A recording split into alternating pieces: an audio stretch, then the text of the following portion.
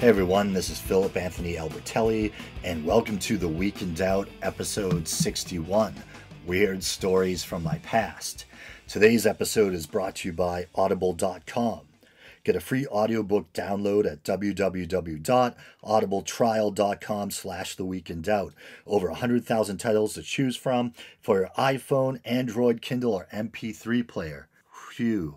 And before we start, I'd like to give a shout out to Charles Richmond. He recently liked the Week in Doubt Facebook page, and he was good enough to send me a link to a very interesting video which pertains to last episode where I was talking about the mythicist movement, those scholars that believe that there may not even have been a historical Jesus. He also sent me a cool ebook, and we've been talking back and forth via the Week in Doubt Facebook page. So I want to thank him again for his generosity and for taking an interest in the show. Thank you. All right. Okay, so weird stories from my past. Well, I think I was either in kindergarten or maybe first grade or something like that. And I remember we had two female teachers, and it was St. Patrick's Day, and they had surprised us by telling us we were going to get a special visit from the St. Patrick's Day leprechaun. And while we were waiting, they gave us green tinted milk. I hope the only thing in it was food dye, and some kind of bland crackers to munch on. And they kept making excuses why the leprechaun hadn't shown up. Then finally, they admitted that the leprechaun wasn't coming, but they blamed it on us. Even though we had just been kind of sitting there silently gulping our green-tinted milk and munching our bland crackers or whatever the hell they were, they told us that we hadn't behaved well enough, so that the leprechaun decided not to show. And in the grand scheme of things, obviously, it's not that big of a deal. It's not like that minor event scarred me for life or anything. But I think at an early age, it did make my BS detector go off. I think I realized, at least early on, while still a child in retrospect, and maybe even at the time, that there really hadn't been any leprechaun at all, and they were just kind of pinning the blame on the children so they could try to explain why the leprechaun didn't show without having to admit he didn't exist. And I think not only did it make my BS detector go off at an early age, but I also, even to this day, when I think back about it, I'm somewhat indignant for myself and all those other small kids, because I thought it was kind of cruel to inflict guilt on this classroom of kids by pinning the blame on them, rather than admitting that the creature they were referring to was merely mythological, and the reason why it didn't show up, it didn't exist. And I think that's made me think over the years about whether or not parents should tell children about Santa Claus and the Easter Bunny and things like that. I mean, those type of myths are exciting for kids, but I've often wondered if maybe the kids could still get enjoyment out of those characters without necessarily having to be told that they're real. The way when I was a kid, I loved playing with Star Wars figures and Transformers. I didn't have to believe that they were real in order to enjoy them, whether it be playing with the toys or in my imagination. It's just like I've had a long-standing love affair with world mythology since I was a kid. I know those ancient gods and beings aren't real, but I still get an immense sense of satisfaction and joy out of thinking about them. And maybe it could be the same with Santa Claus or the Easter Bunny. You know, you put the decorations out at the holidays. The kids get to have fun by thinking about these mythical seasonal characters, but you know, without trying to make the kids believe they actually exist. I suppose, in fairness, the parents, though, if your child on their own makes the leap that they think those creatures are real, it might be difficult for you, or those figures, rather. The Easter Bunny, Santa Claus, the Tooth Fairy, whatever. If they make that leap on their own to believe that they're real, maybe it's a little hard for parents to break the kid's heart and say, no, they're not real. But I think in a lot of cases, it's the parents probably pushing the belief in the first place that those things are real. And then the kid inevitably has to deal with the disappointment and maybe even a slight sense of betrayal when they realize those things aren't real. So anyway, on to the next story. I think it wasn't long after that. I was born and raised Catholic. I had to go to CCD, Sunday school. And for a while, they held Sunday school at the local high school, which was this gigantic kind of cyclopean, you know, looming cement building. And I remember, I don't know if it was an urban legend or if there's truth to it. I remember hearing multiple times when I was going to school that the high school had been designed by an architect who also designed prisons. And it seemed believable. So I was probably elementary school age, and for some reason, I'm not sure why. Maybe it was just because of the sheer volume of kids and couldn't fit them all in the church, or maybe something else was going on. But we had to go to the local high school to attend Sunday school. And I had this young female Sunday school teacher, probably relatively attractive. And at the time, I was so small. She seemed like this towering grown up to me. But in retrospect, she was probably somewhere in between her early 20s to early 30s or something like that. And she had been kind of warning us against about the dangers of the occult. And she told us this anecdotal story about her and her friends using a Ouija board at Christmas time. And I don't know if, some kind of evil spirit made itself known. I don't know if it was the devil or a devil or what. But according to her, the Ouija board began to spin and move of its own volition. It flew through the air, spun around, knocked over the Christmas tree, sent the Christmas tree crashing to the ground. And I think both as a kid, I think once again, even as a small kid, my BS detector went off. I kind of felt like something's wrong here on a number of levels.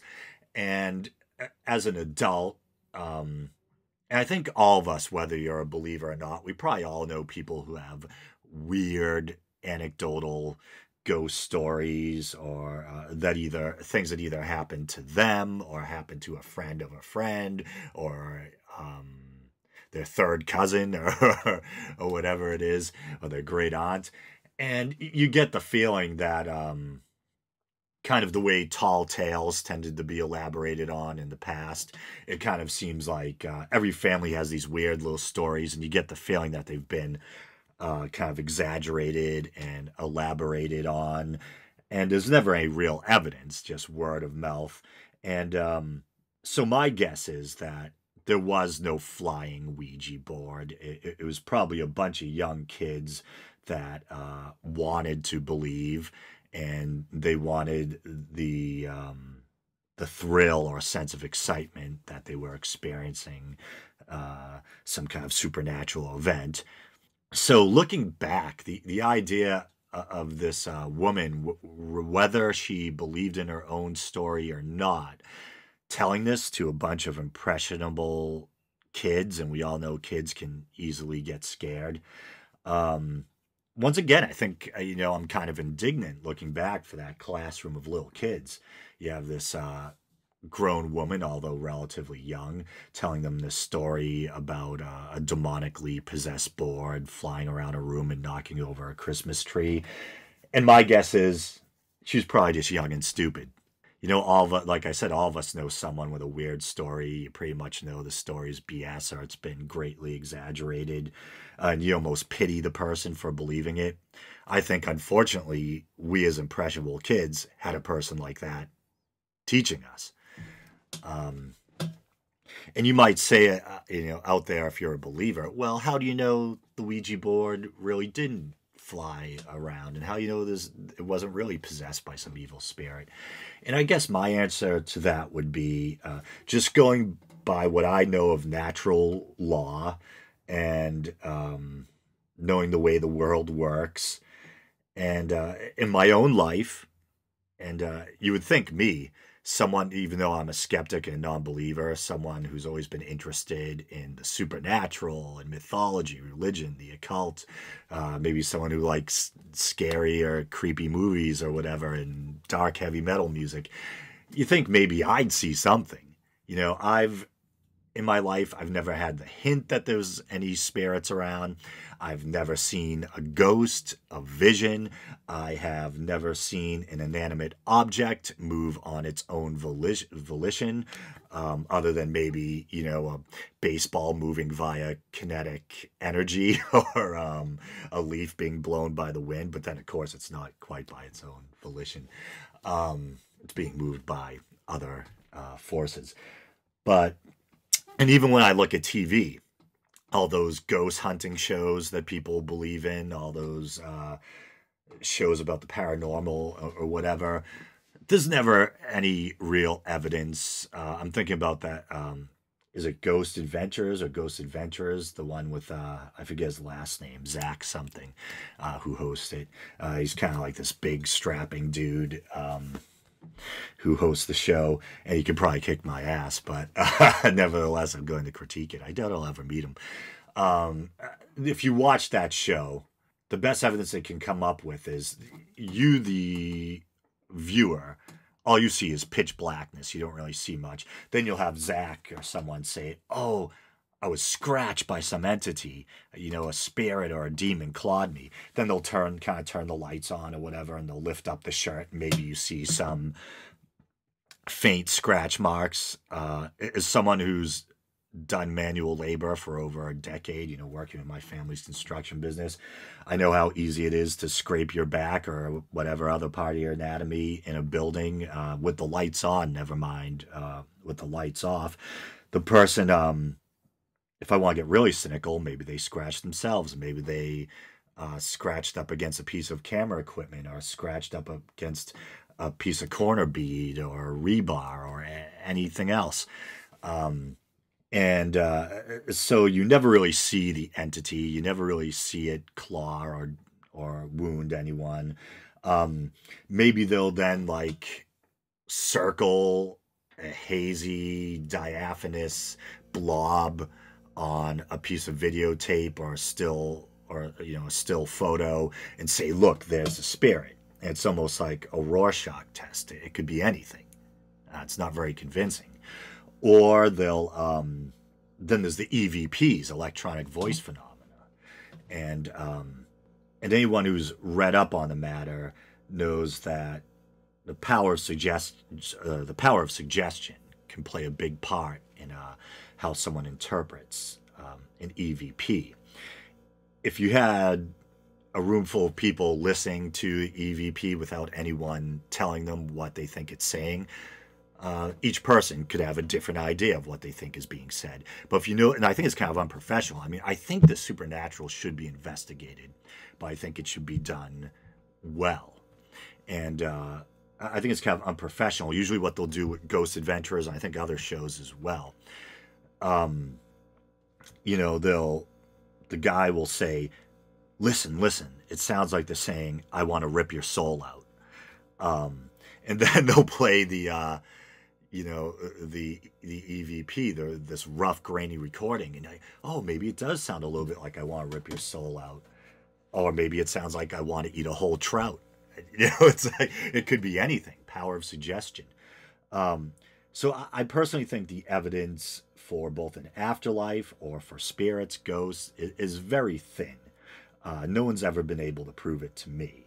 So, from what I know of science, from what I know of just being human in my own natural observations, um, I don't think that spirits or ghosts exist. And if they do, um, I would still think that 99% of the stories about them are BS. So, most likely, this young Sunday school teacher was either making it up, and that probably sounds too harsh. It's probably more the case that she kind of wanted to believe and allowed herself to exaggerate. And as we can often do, especially when we're young, we probably all have stories like that when some part of you knows what's going on isn't true, but your immature brain allows you to believe it's true because you want to believe it's true, and you kind of exaggerate and believe your own story at the same time. And that reminds me of another weird story from the past. This is funny. This is probably the most embarrassing story I'll ever tell on this show. Okay, so I'm the youngest of 4 siblings, and I have an older sister. It's about 10 years roughly older than me. 2 older brothers, maybe 5 and 6 or 6 and 7 years older than me. And when I was growing up, they all listened to heavy metal, Black Sabbath, Judas Priest, Iron Maiden, stuff like that. So I grew up listening to that stuff at an early age. I remember I used to get creeped out when I'd go into my older brother's room, and he had won this Black Sabbath carnival mirror that had like a red Grim Reaper rising out of a pentagram chandelier that had 666 written on it. And also in the same room, one of them had a Black Sabbath Born Again t-shirt. It was a black t-shirt with a red devil baby. And being like a graphic designer now, looking back, it almost looks like someone had probably taken a picture of a real infant and manipulated it somehow, and it was kind of like a silk screen shirt. And it had this realistic infant, but it was red, and it had like lizard eyes, horns, and fangs. And I used to always get creeped out when I'd go in there. And then I remember, and this was probably around like 6th or 7th grade, when I temporarily, briefly became kind of really religious.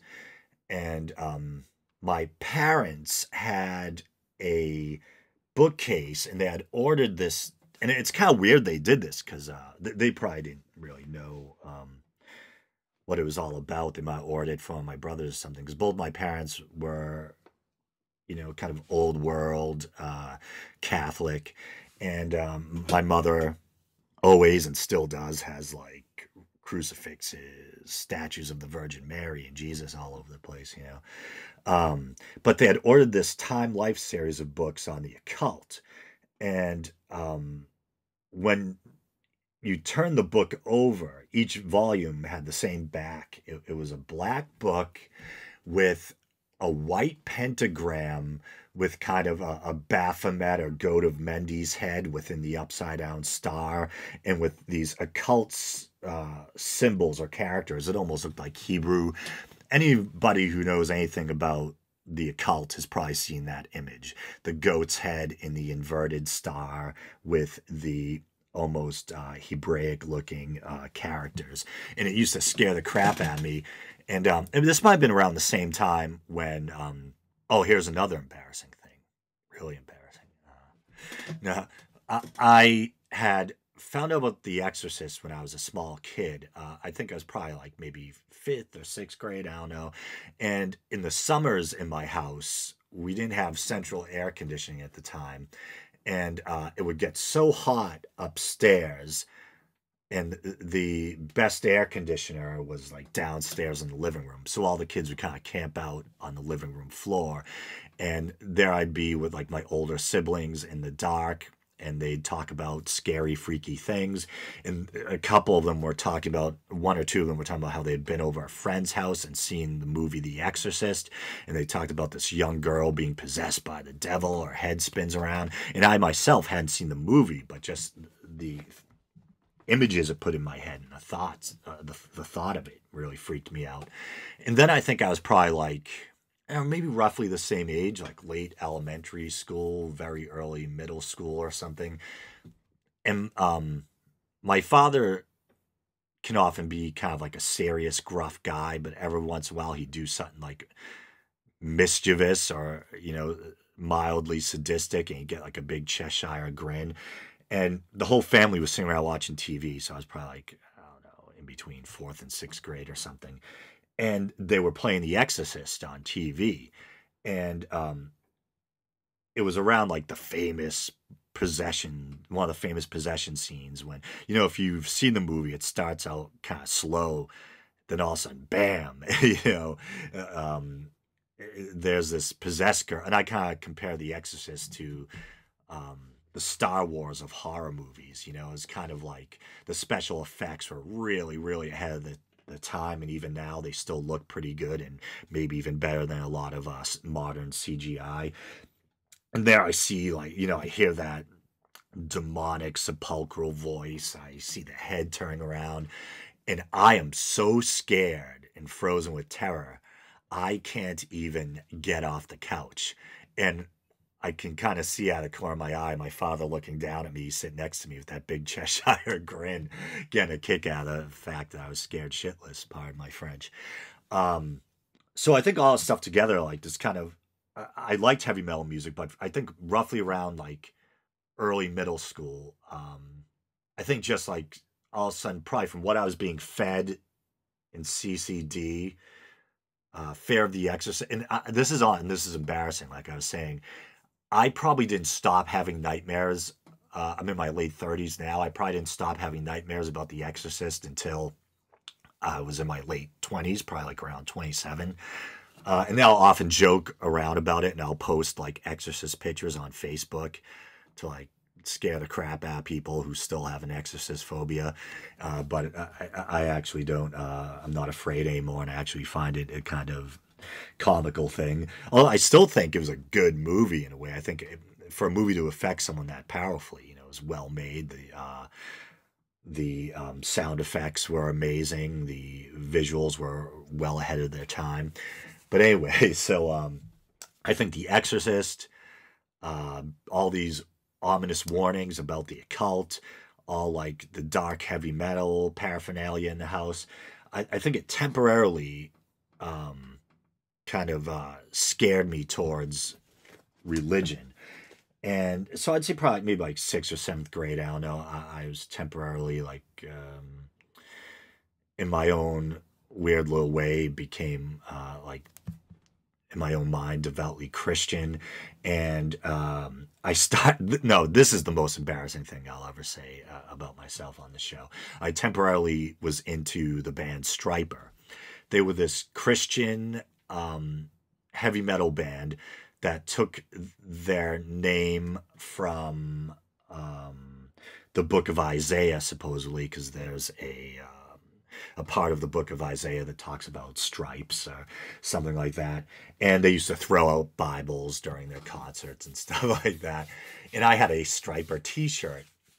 And it was one of the first times I think I was allowed to sleep over a friend's house. There's these two brothers. I'll say their names. What the hell? The Bonos. They're these two brothers that were into hockey, but they're also into metal and stuff. And I think all of us kind of liked Stryper at the time. And they had this sleepover. And there was this older kid named Joe Provone. I don't know if I should name him, but he kind of gets the best of us in the story. So it's not that he looks that bad. So I'll say his name.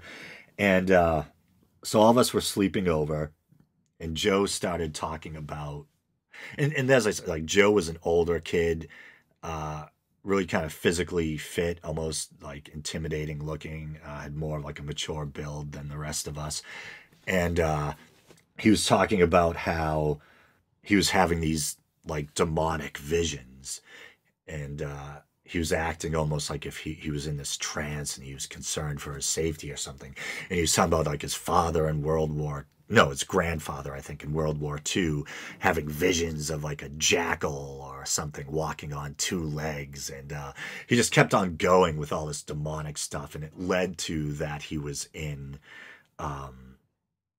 led up to that he was being demonically possessed or something.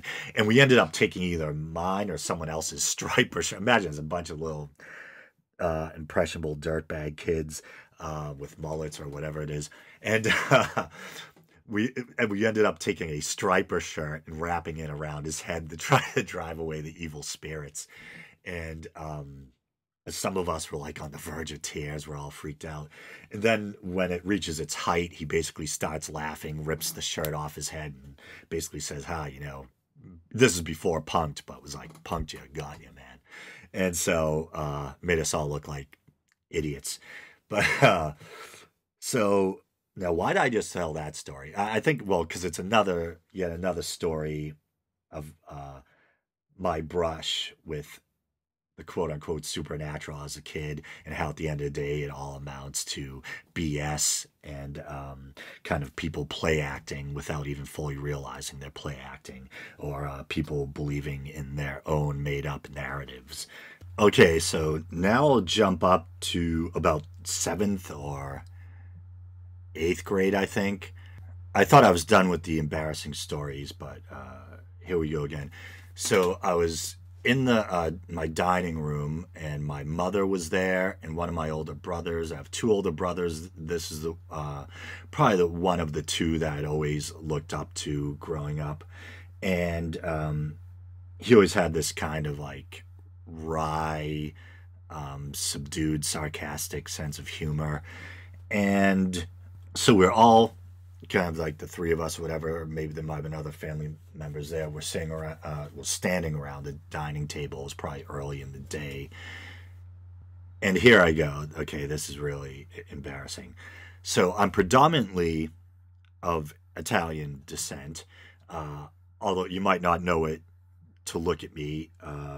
Very fair-skinned, blue eyes, blonde hair, and kind of prominent noses run in my family. And when I was young, I remember I had this really pronounced Roman nose. And, it's funny. I felt like this lone weirdo. Like, oh, I have all, because my other siblings had these small, kind of refined noses. I was kind of like, just my luck, why do I get stuck with the big nose?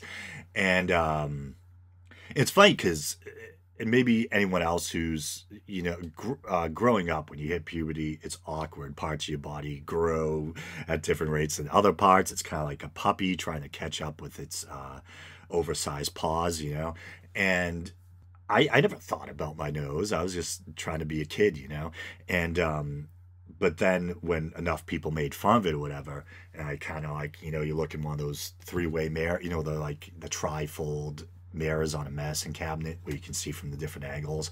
And I'm like, oh man. I had this like pronounced Roman nose. And when I was older, family members would tell me that I had grown into it. By that time I had been made fun of so much for it. And I had people like my and here's the story. Well, I should tell you that when I ended up being around like 29 or something, I had this dual surgery, and I'm a singer, and my older sister, who's also a singer, but she was blessed with this kind of like little Elvis Presley nose, but she had a deviated septum, which run in the family, and she had she was worried about vocal polyps, so she had just a deviated septum surgery, nothing cosmetic. And I ended up also being a singer and having a lifetime of sinus troubles because I had an S-shaped septum, which made it difficult to breathe on both sides of my nose. There was all this inflammation that had taken place from, a lifetime of not being able to breathe properly. So I had a deviated septum surgery, and I had him shave down the hump, rhinoplasty, at the same time. So I did eventually end up getting rid of the Roman nose, and I, believe it or not, sometimes miss it.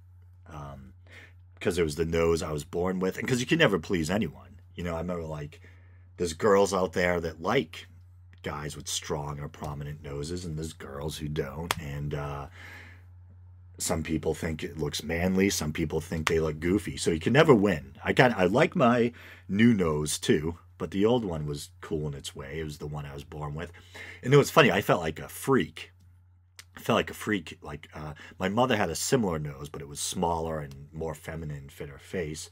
Um, but I found out like later on. I had the surgery and all that, and it might have been a little before or after surgery. I found out that I had like three other family members that had like rhinoplasty. I had an aunt and an uncle, and I always wondered, why does everyone else in the family have these nice little noses? And I have this big thing. And it turns out that some of them had prominent noses too, and they had whittled them down.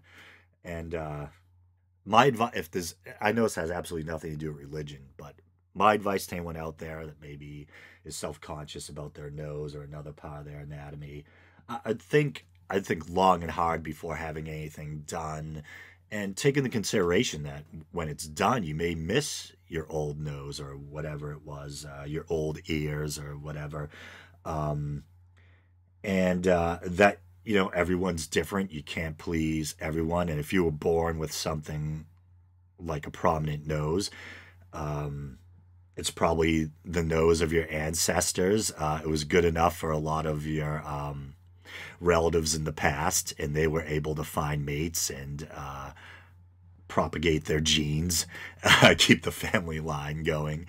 Um, and even like I know, like my brother has been to Italy a few times, and he would tell me, he would go to northern Italy, where part of our family's from, and I used to take a sense of pride in a way. This is before I had my nose worked on.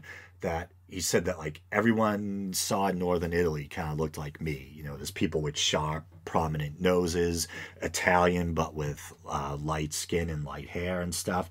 And I feel like in a way I can't say that anymore because I don't have my original nose. I think it probably would have been cool to go to like northern Italy someday and see a bunch of people look like me and go, oh, there is a place where I fit in.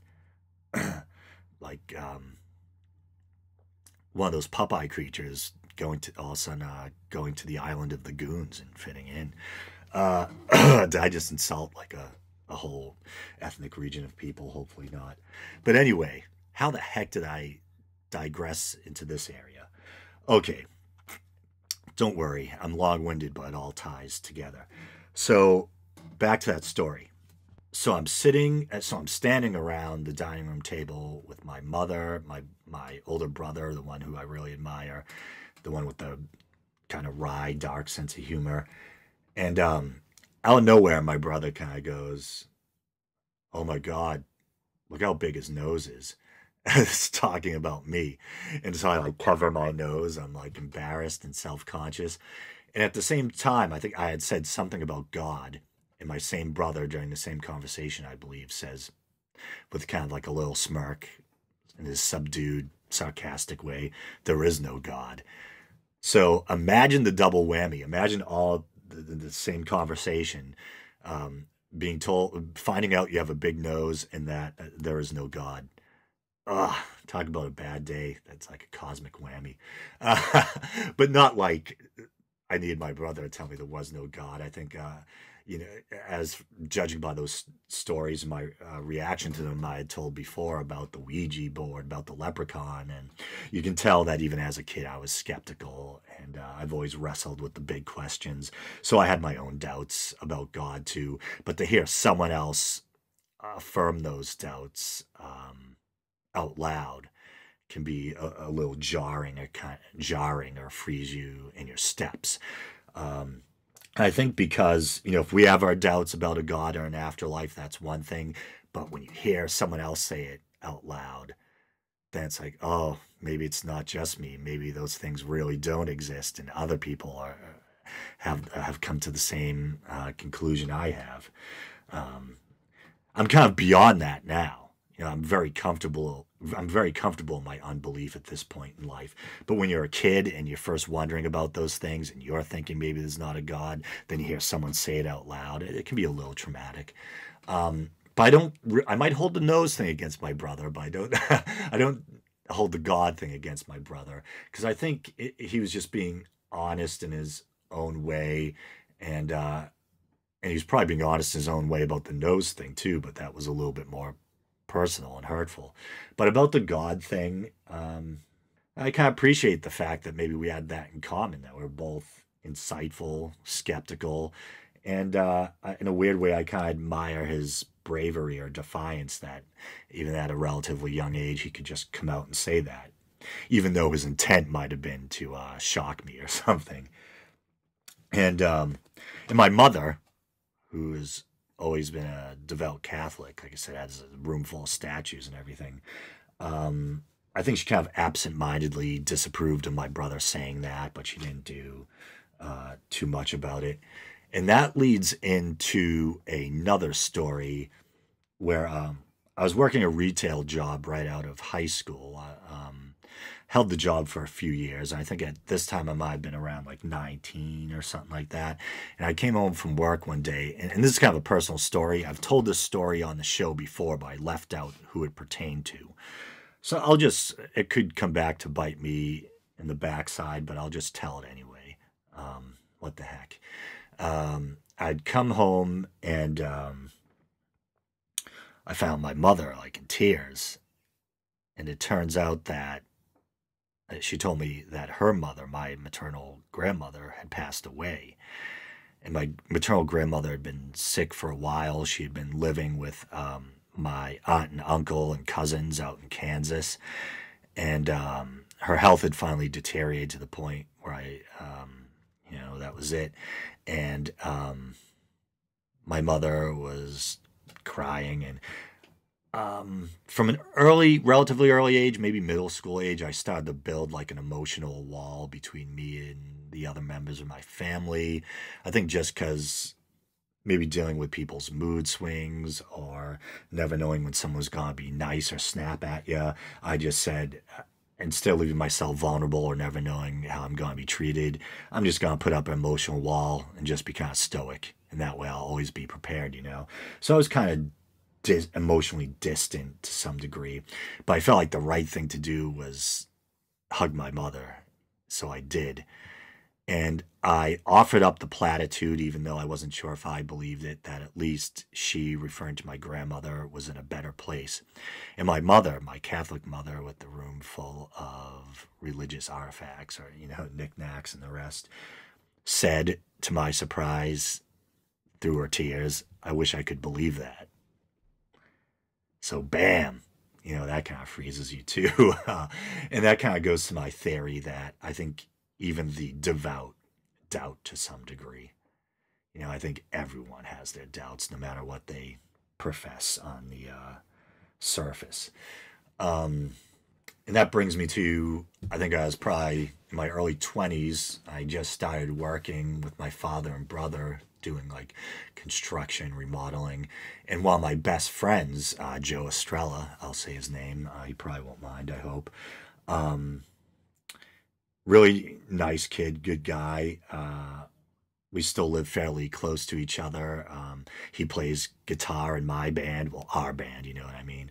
But we've been making music together, him playing guitar, me singing and writing lyrics since early high school, I think. Or mid high school, something like that. And he temporarily worked with us as well. And we are driving through the city. I think we might have been, we're on our way to Brookline. Maybe we were in the Alston-Brighton area or something, I don't know. And there was this big funeral home. People gathered outside, parked line of black limousines. And I said something along the lines of, do you think those people really believe that their dead relatives in heaven, or do you think they know that that's basically it? And my brother said he thinks that, they know on some level that the person probably ceased to exist, no spirit, no afterlife or whatever. And he said, otherwise, why would everyone bawl and cry and break down? And that's something that's always stuck with me, and I think it's a pretty good argument, actually. Even now I do.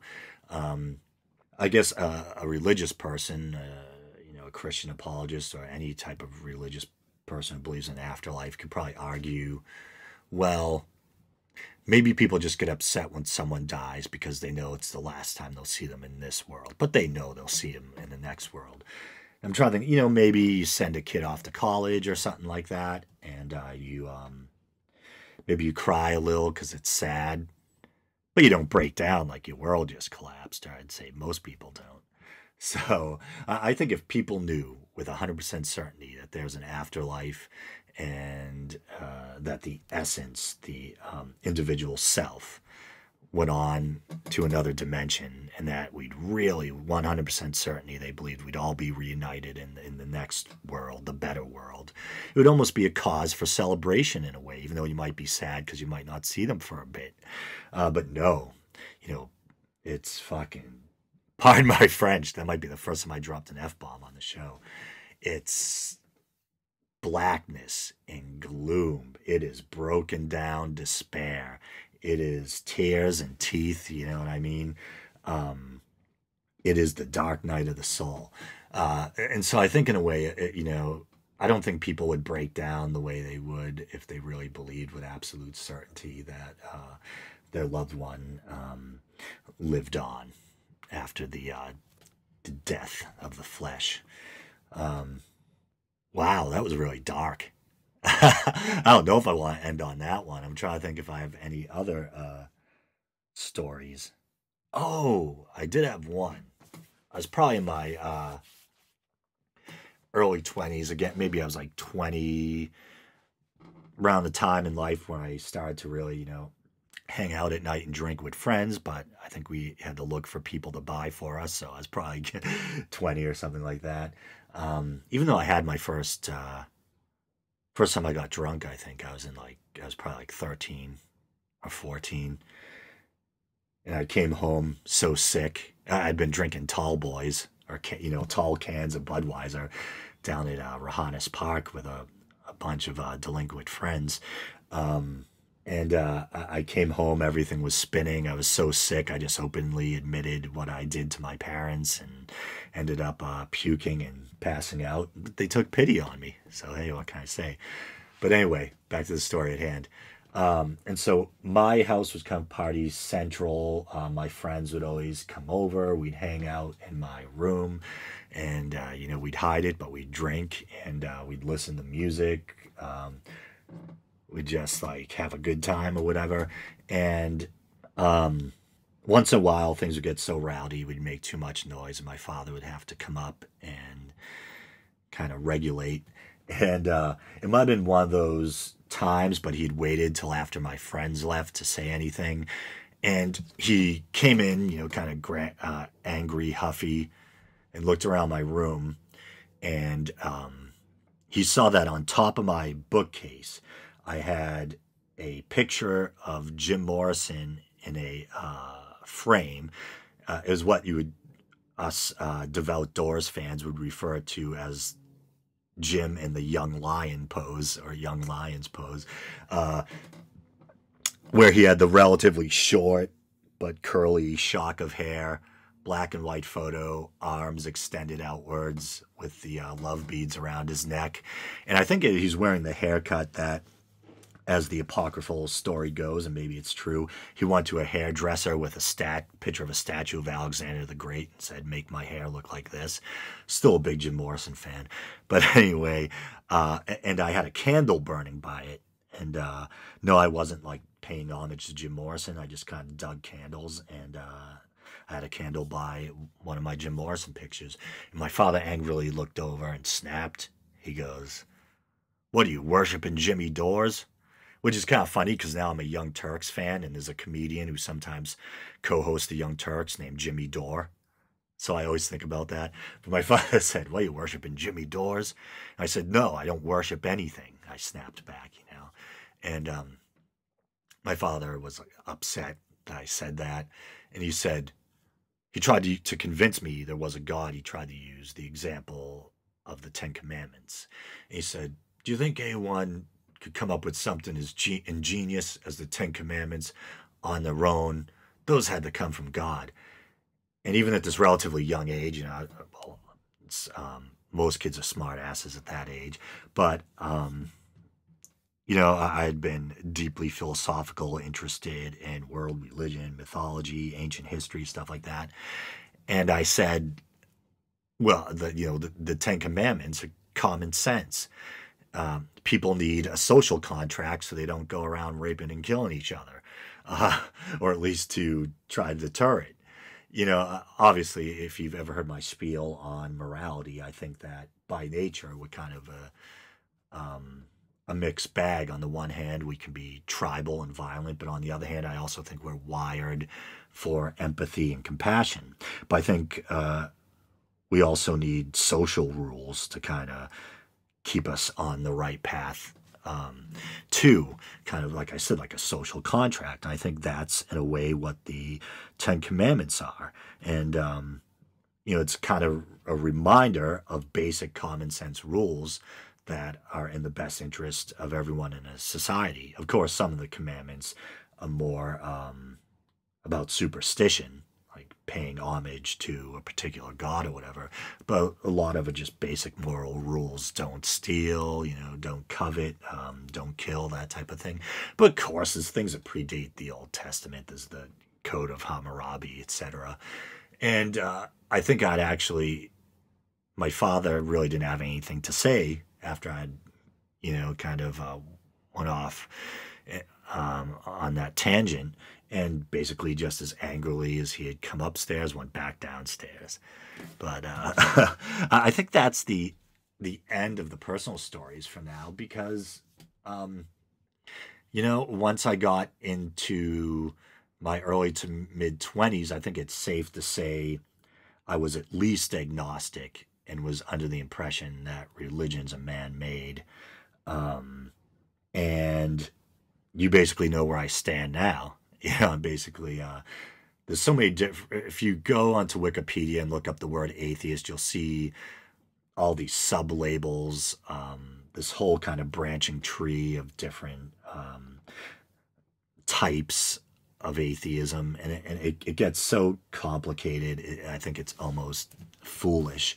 But if I had to pick one of those labels, I'd probably describe myself as an agnostic atheist. And if Denver Chris is listening, thanks for turning me on to that label, which I hadn't been aware of until we became online friends through our mutual unbelief. And an agnostic atheist is basically someone, they're agnostic because they can't be 100% sure that there's not a God or an afterlife or things like that. But they're an atheist because they strongly doubt the existence of such things and think that religion's a man-made, etc. And in a way, I think that's probably what most quote-unquote atheists are. And a lot of atheists aren't even comfortable with the term atheist because it's too constricting. And it's also a loaded word. It's a word that's kind of demonized, and people wrongly think it means that you're 100% sure that there is no God or afterlife, when the truth is any reasonable atheist, people like Richard Dawkins, Sam Harris, Daniel Dennett, will willingly admit you can't prove 100%. You can't prove a negative. You can't prove that there's no God or no afterlife. Of course not. But when you doubt those things strongly enough, it's probably safe to call yourself an atheist, but I tend to kind of eschew labels. But, I'm somewhere around, I'm kind of in between agnostic and atheist. If you define atheist as someone who strongly doubts the existence of a God or an afterlife, then I'm your guy. You can probably, by that definition, you can consider me an atheist, with my personal blessing, no pun intended. But if you consider an atheist someone who claims to know with 100% certainty there is no God and atheist, then no, in that sense, I'd be more agnostic. But anyway, I hope you enjoyed these fun and embarrassing personal stories. Maybe some of you can relate to them. And if you're a younger person who's struggling with this stuff now, hopefully maybe you found these stories comforting in some way or edifying. With that being said, as always, this has been The Week in Doubt. You can support the show by liking the Facebook page. I don't know why I'm obsessed with people liking the Facebook page. I don't know how much it will do for the podcast. It might help spread the word a little. Maybe it's just me looking for validation. I think there's only like 30 odd likes there now. So if you want to make a poor non-believer happy, give me a like on the Week in Doubt Facebook page. You can also go to the YouTube channel, look for the Week in Doubt YouTube channel. There you can find the audio of various episodes uploaded with a little bit of window dressing, just some basic graphics or imagery added. And I also sometimes upload little excerpts from atheist documentaries, debates, little bits from episodes of Real Time with Bill Maher. So if you want to check out any of that, just look for the Week in Doubt YouTube channel. You can rate the show or subscribe through either iTunes. I just said that very funny, iTunes or Podbean. Any support would be greatly appreciated. So thank you very much.